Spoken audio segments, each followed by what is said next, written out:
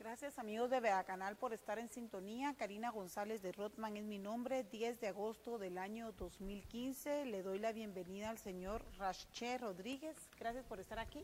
Muchas gracias por la invitación. Es un gusto y un privilegio. Él tiene una maestría en gerencia para el desarrollo de la Universidad de Madrid.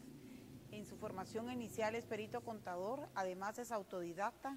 Es editor de la editorial Maya Buch. Fue director general de Educación Bilingüe en el Ministerio de Educación durante el año 2000 al 2003. Le doy nuevamente la bienvenida. El motivo de nuestro primer conversatorio el día de hoy de la mañana, aunque pido disculpas por ir atrasada, tiene que ver con la celebración el día de ayer, 9 de agosto, se celebra mundialmente el Día de los Pueblos Indígenas. Me voy a permitir hacer referencia brevemente al mensaje de Nueva York del 9 de agosto del año 2015 del señor Ban Ki-moon como secretario general de Naciones Unidas. Este año, en que las Naciones Unidas conmemora su 70 aniversario, podemos recordar los importantes avances conseguidos en favor de la humanidad. La Declaración de las Naciones Unidas sobre los Derechos de los Pueblos Indígenas, aprobada por Naciones Unidas en el 2007, fue uno de los numerosos éxitos logrados gracias a la colaboración fructífera entre los pueblos indígenas y los Estados miembros de Naciones Unidas. Este año también marca un hito en el desarrollo humano. El plazo para lograr los objetivos del desarrollo del milenio está llegando a su fin y estos serán sustituidos por la Agenda para el Desarrollo después del 2015, concebida para impulsar la inclusión y la prosperidad compartida. Esta agenda popular es un plan de acción concreto cuyo objetivo es acabar con la pobreza en todas sus dimensiones, de manera irreversible en todas partes y con la inclusión de todos. En este Día Internacional estamos centrando la atención en la salud y en el bienestar de los pueblos indígenas del mundo.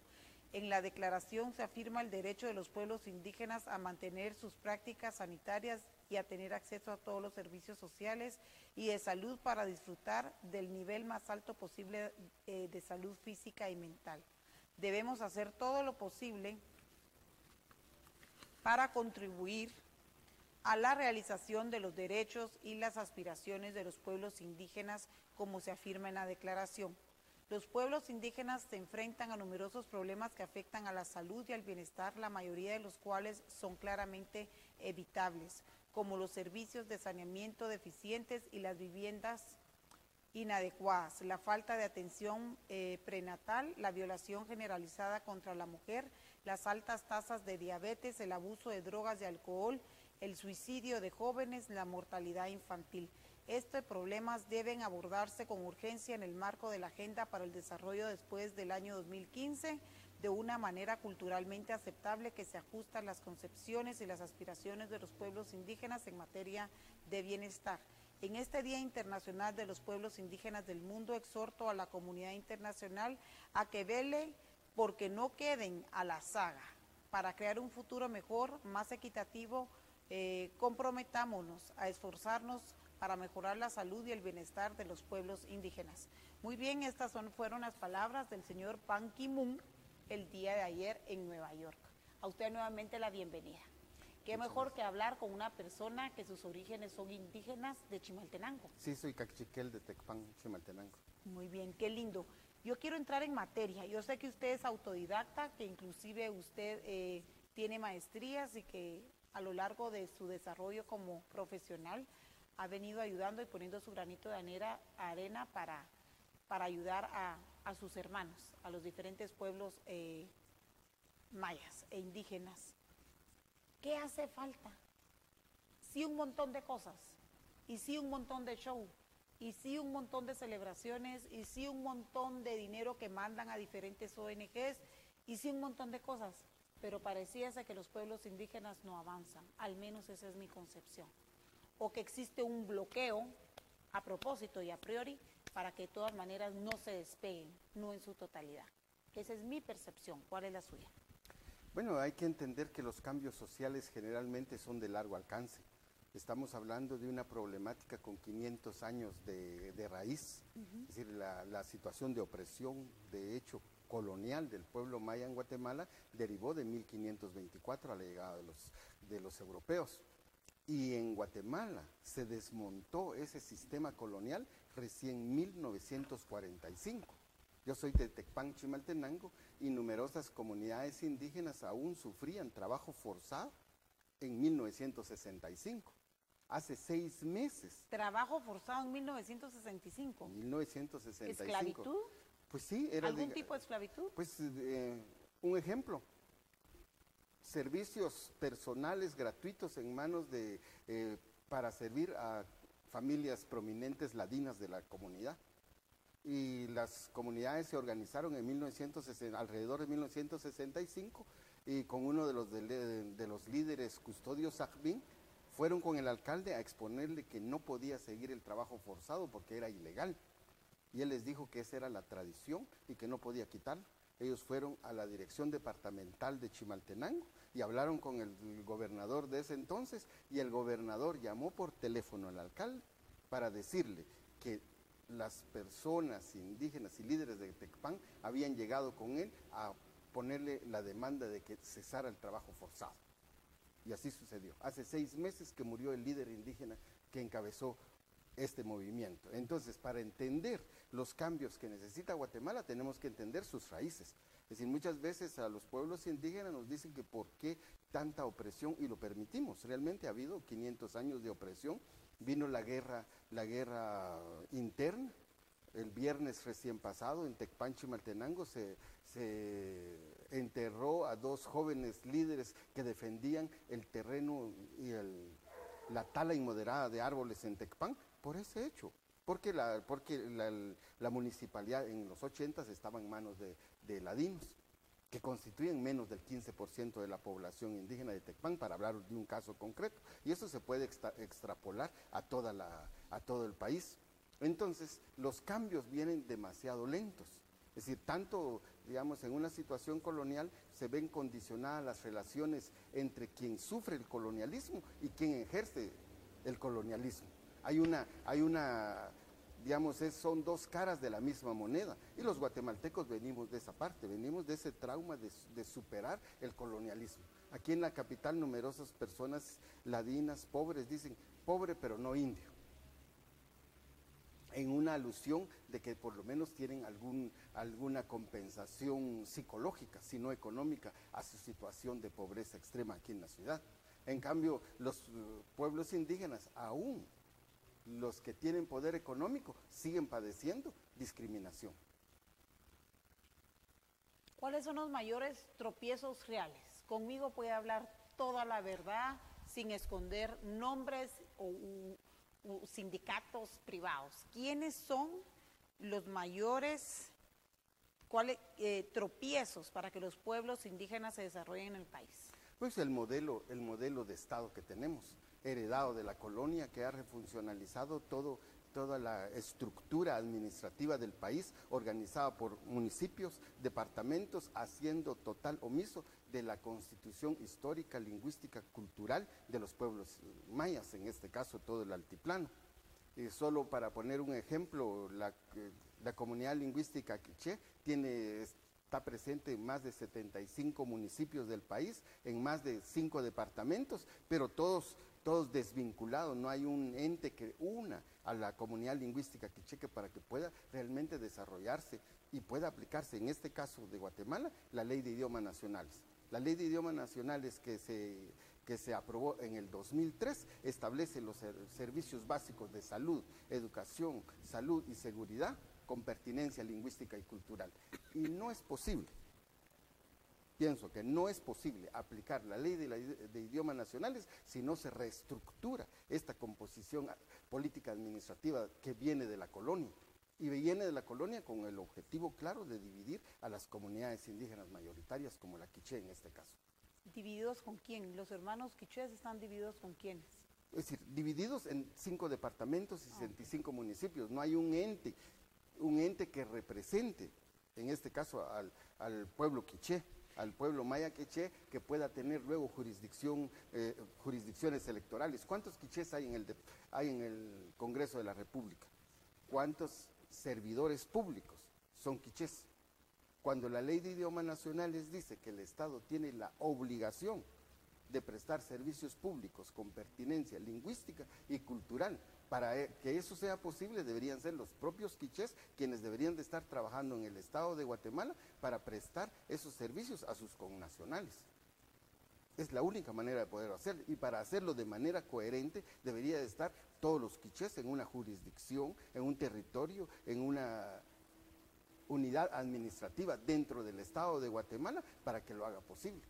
Entonces usted me dice cuáles son las razones. Creo que en primer lugar el ordenamiento jurídico del Estado de Guatemala no responde a las aspiraciones y a las necesidades de los pueblos indígenas, en primer lugar. En segundo, la mentalidad colonial aún presente entre todos los guatemaltecos, mayas, xincas, garífunas y ladinos. En el 2005, Prensa Libre encargó una encuesta preguntándole a los guatemaltecos si había o no había discriminación. 94% respondió que había discriminación contra los pueblos indígenas. Y es una situación que no se ha superado. Es decir, a nosotros nos cuesta aún los cambios más pequeños, los cambios simbólicos. En el gobierno de Álvaro Azú se instauró la bandera de la multiculturalidad como un símbolo, si se quiere, irrelevante para el cambio de condiciones de vida de la población maya. El actual gobierno ni siquiera ese cambio fue capaz de mantener. Los cambios simbólicos de maquillaje, que no tienen ninguna repercusión en la vida diaria de las comunidades indígenas del país. Entonces, tenemos la estructura del Estado, tenemos la mentalidad colonial de ladinos e indígenas en nuestro país, pero también tenemos el tema de políticas públicas. La mayor parte de inversión de las políticas públicas se queda en el área metropolitana. Estudios afirman que alrededor de un 60% del presupuesto nacional se queda en el área metropolitana. Aquí es posible conseguir ver desarrollo urbano, pasos a desnivel, en comparación de la precaria situación de las carreteras del interior del país. Aquí cualquier colonia está pavimentada, que es bueno que esté, no estoy diciendo que es malo que esté, pero que esa inversión debería ser más equitativa. Si el 60% del presupuesto nacional se queda en el área metropolitana, ¿cuánto llega a las cabeceras departamentales? ¿Cuánto llega a las cabeceras municipales? ¿Cuánto llega al área rural? Y en el área rural vive el 60% de población indígena. De ahí que los municipios y las áreas donde habita el pueblo maya, los índices de pobreza llegan a más del 75%. Hemos tenido algunos representantes de los pueblos mayas como diputados. Sí. El día de hoy también tenemos otros, entre ellos Amílcar Pop, aunque esté vestido como ladino. Yo me atrevo a decir que hay otros que también tienen mucho porcentaje de sangre maya, sangre indígena en sus venas, pero que no utilizan ya ni siquiera los trajes que utilizan los pueblos mayas e indígenas en el país. Esto no quiere decir que no tengan sangre indígena. ¿Cómo ha sido el desarrollo de estos personajes? Y perdón que gire, porque ya han habido varios en el Congreso. Han luchado, han alzado su voz, ha sido precario, han sido cooptados, se les olvidaron sus raíces, hasta perdieron el traje. ¿Qué es lo que realmente ha pasado? Y para hablar de la participación de los pueblos indígenas en las estructuras políticas de Guatemala, a mí me gustaría empezar por un caso paradigmático, como el de Mauricio Quistán. Es decir, Mauricio Quistán participó en la elaboración de la Constitución de 1985, postulado por un comité cívico. Y los guatemaltecos nos haría mucho bien leer lo que él ha dicho, lo que él hizo. Para empezar, llegó con el traje de Sunil. Para continuar, estaba hablando en el Parlamento en idioma quiché. Y muchos diputados se ofendieron, lo quisieron disciplinar para que no utilizara uno de los idiomas nacionales.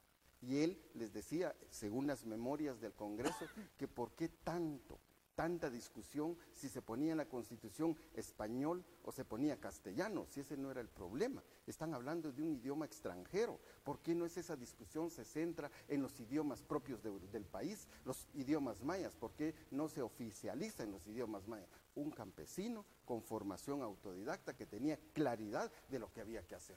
Yo pienso que muchos de estos funcionarios públicos, tanto pasados como actuales, si leyeran la biografía de él, creo que y se comportaran con esa dignidad, mucho aportarían al país. Pienso que el poder puede ser poquito, puede ser mediano, puede ser mucho, pero todas las personas, en el caso de los pueblos indígenas y en el caso de las mujeres también, si lo usamos, podemos avanzar algo. Es decir, lo que no se vale es decir que es el resto del Estado tiene que cambiar y yo no cambio. Más bien, ¿qué puedo hacer yo desde donde esté? En mi experiencia de funcionario público, yo fui director general de educación bilingüe, impulsamos muchas políticas que es posible, la sociedad las acepta.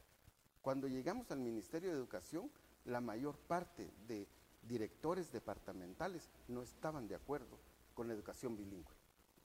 No estaban de acuerdo. ¿En qué área del país no estaban de acuerdo? Básicamente en todo el país, principalmente en el altiplano.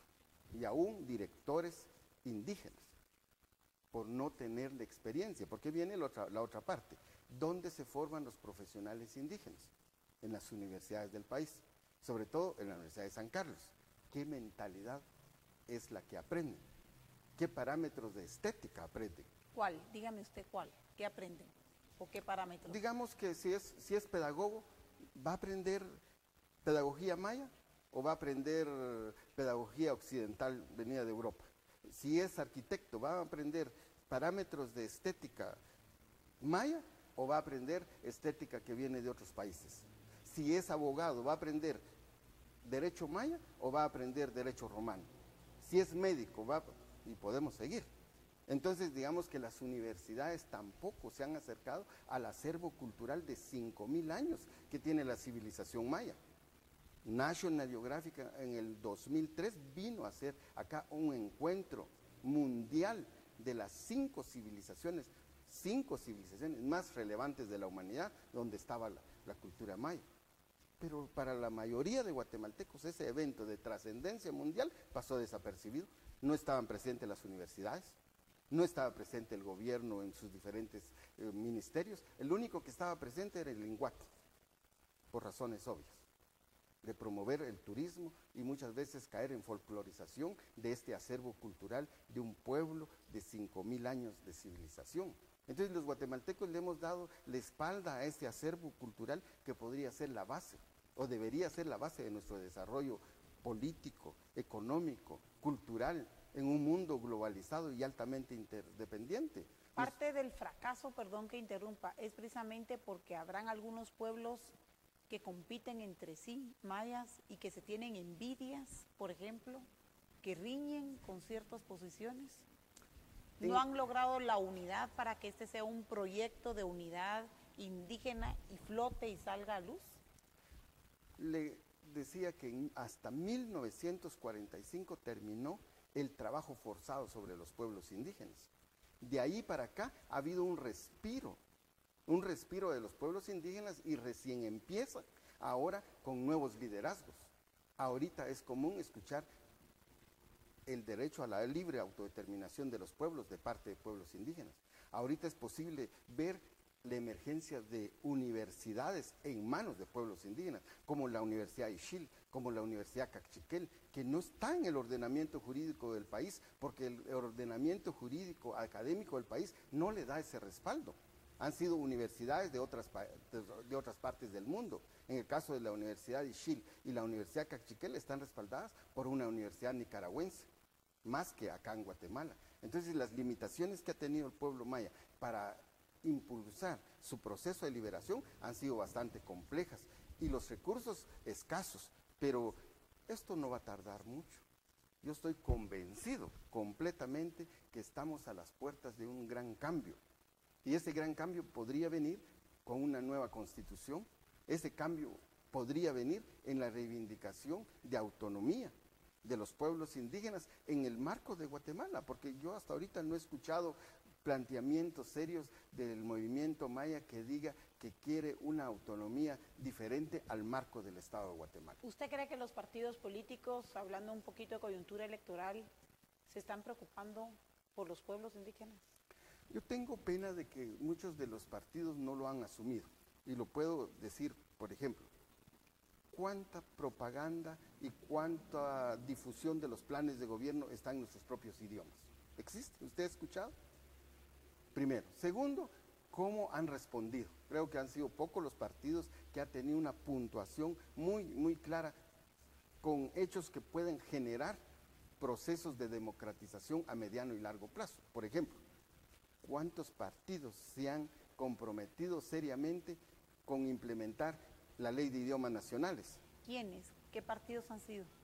De lo que yo tengo conocimiento, el partido líder se ha comprometido, el doctor Valdizón lo ha dicho, pero también depende de los pueblos indígenas a exigir que cumpla en un eventual triunfo en el cual dice, servicios públicos con pertinencia lingüística y cultural, por lo menos en 157 municipios, donde los mayas constituimos el 87% de población. No puede ser que ese 13% de castellanohablantes ¿qué está haciendo usted para que esto se pudiese llevar a cabo en el próximo gobierno? ¿Cuál es su granito de arena? Pues principalmente fortaleciendo el tema de planes de los partidos y particularmente del líder, proponiendo rutas que se puedan seguir para empezar con políticas que luego a mediano y largo plazo pueda generar una democracia más participativa, una democracia más incluyente, y empecemos por donde hay que empezar. La prestación de servicios públicos con pertinencia lingüística y cultural. Servicios públicos de salud. Salud. Por ejemplo, educación. Educación, seguridad, justicia, y así lo dice la Ley de Idiomas Nacionales, además de los otros servicios. Pero ¿qué pasa en la actualidad? Yo me acerco al RENAP y encuentro que no puede alguien atenderme en mi propio idioma. Afortunadamente yo hablo castellano, pero no es el caso de todos ¿Hay los muchos guatemaltecos. Indígenas que todavía no hablan el castellano? Por supuesto. ¿Qué porcentaje creería usted? Pues necesitamos tener ese censo sociolingüístico que también está pendiente. Que se puede hacer cuando se haga el censo que está pendiente. Por supuesto, pero datos empíricos están hablando de un 25% de población indígena. Yo conozco una señora que es madre de mi compañera de trabajo que fue al RENAP a pedir su documentación una vez, 2 veces, 3 veces, imposible. La compañera de aquí a la capital la tuvo que ir a asistir para hacerle la traducción. Eso no se puede, eso solo sucede en países coloniales donde desde una metrópoli se impone cultura, se impone funcionarios y se impone maneras de hacer las cosas. Eso quiere decir que las subsidiarias de RENAP en el área, en la periferia, no tienen personas que hablen idiomas mayas más que el español, solo hablan castellano. Por supuesto, no es una política. Debiese ser una política pública. Por supuesto, muchas de las instituciones públicas creen que están al margen de esta obligación de registrar sus usuarios por comunidad lingüística.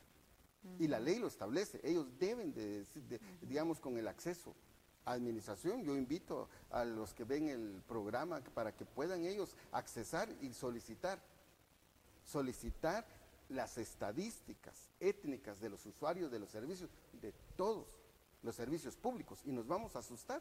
Es decir, aquí en Guatemala nosotros no vemos la situación colonial que tiene nuestro país y tiene nuestra sociedad, pero en el extranjero es evidente, incluso con casos paradigmáticos. Si usted quiere ver racismo y deporte, vea el caso de Doroteo Guamuch Flores, y va a ver la opinión que tiene la comunidad internacional sobre lo que somos en Guatemala. Vamos a ver, terminemos el segmento hablando que le vamos a dar paso también a otra mujer exitosa, Maya, que usted ya vio que ya está por aquí, que ya se acercó. Vamos a ver, la pobreza tiene rostro de indígena, pero tiene rostro de mujer indígena. Si queremos hablar de lo que es pobre, la mujer indígena, en su gran mayoría, con algunas excepciones. ¿Qué grado de escolaridad encontramos dentro de los pueblos indígenas? Nos vamos a indígenas, hombre, mujer, nos vamos luego a no indígenas y luego hablamos del conjunto, ya que usted es un autodidacta, experto y tiene maestría.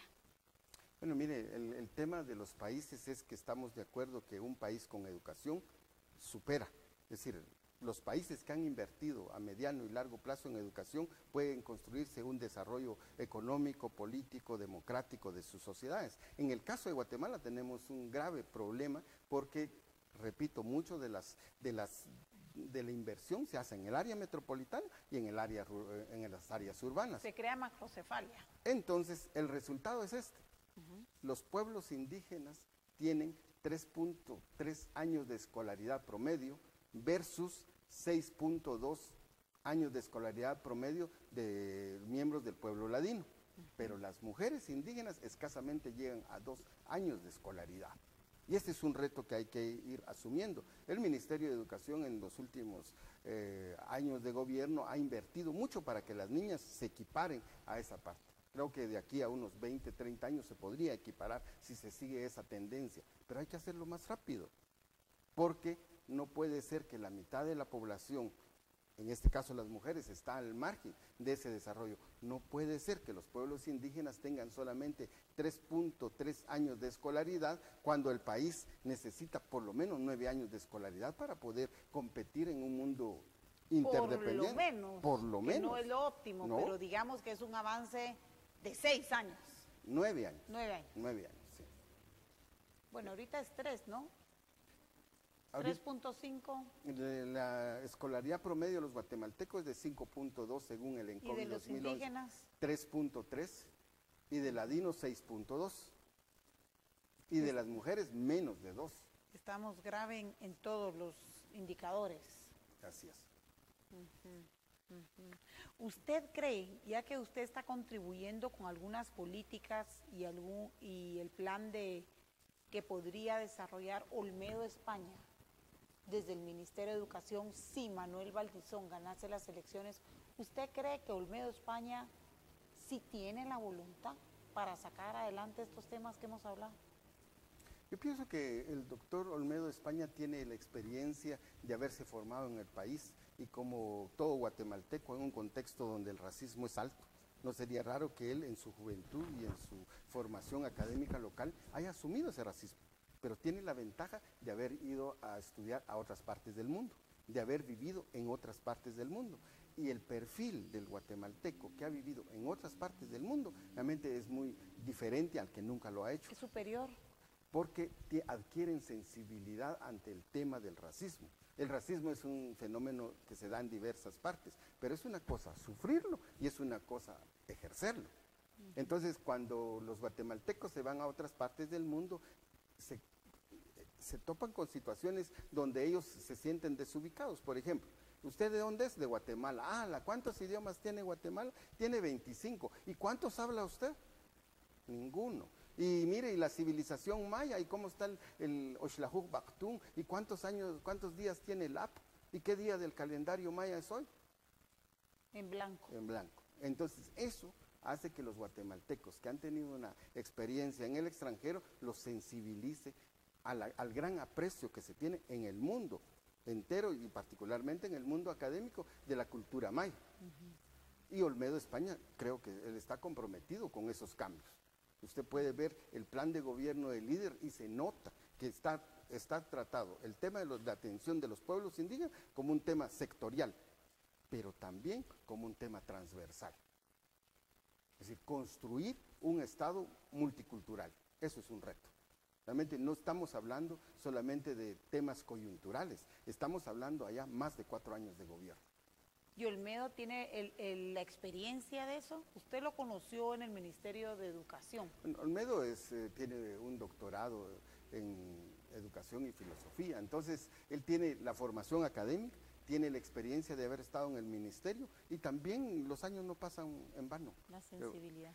La sensibilidad suficiente. Yo pienso que es una persona con la sensibilidad suficiente para asumir el derecho de los 4 pueblos, porque no se trata solo del derecho de los pueblos indígenas, también el derecho del pueblo ladino, pero en igualdad de condiciones, en condiciones de relaciones interculturales que son mutuamente beneficiosas, libremente consentidas.